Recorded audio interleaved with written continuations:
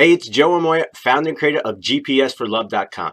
Today, you're going to learn the two things that you absolutely must do if you're going to get a guy to keep being interested in you. So we're just going to go right into it. So the first thing, and this is one of those common sense things, kind of like duh, is simply be interesting. Now, I know some of you going, yeah, but what the hell does that mean? So let me explain. Let's think about this. The guy's going to spend the rest of his life with you and only you. You've got to be interesting. You've got to be something that makes him want to stay with you. So I'll let you see how that kind of works with my marriage with my wife, Natalie. The reason why I continue want to commit myself to her day in, day out, year after year, is because she's simply interesting. She's fun to be with. She's fun to be with. She's fun to be around. And so she keeps me interested. She keeps me engaged. And it's the little simple things. Now, I know some of you going, yeah, but what do I do? Is there a book on that? Can I dress a certain way? There's certain things I can do. No. And this is where it gets really easy. Because in order to be interesting, there's only one thing you have to do. And that's simply to be the real you. Be the genuine you. Be that feminine awesomeness that you are. And when the right guy, and this is key, we'll talk about this in a second, when the right guy comes along, he's going to notice that because you're going to be exactly what he's looking for. And so that's all you have to do is to keep a guy interested.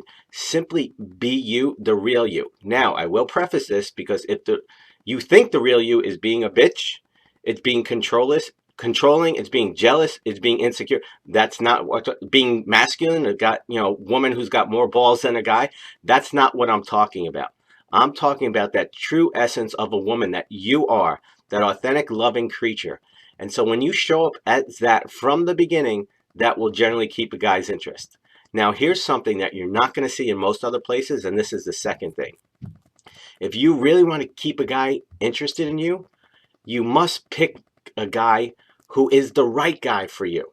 Okay? The guy who is going to be interested in you. Because let's be honest, if you can step back, if you're not in a relationship right now, there's a certain type. The guy you're looking for fits, I'm sorry, it's early in the morning here, fits a very specific type. Okay, think of it like if you are hiring for this specific position in this company. It's like you've got a profile that this guy must fit. Well, that's kind of how it works. One of the things I see all the time in our community is, and this may not be you, but if it is, you might want to take some mirror time. It's, you know what, Joe, I'll just take any guy who walks into my door, who pays attention and who throws me crumbs.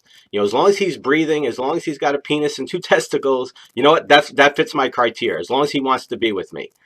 No, there's got to be more than that. When I work with my private mentoring clients, I take them through a process called a checklist for love. And the checklist for love is a 3-step process where we literally get clear on what are those important qualities and characteristics that they absolutely must have in order for them to spend the rest of their life with someone. See, when you understand what those important qualities and characteristics are, those things that you absolutely need, then it's simply a matter of hiring the right guy, going out there and screening before you jump into a relationship, dating a guy, getting to know him, see if he's the kind of guy that you're looking for.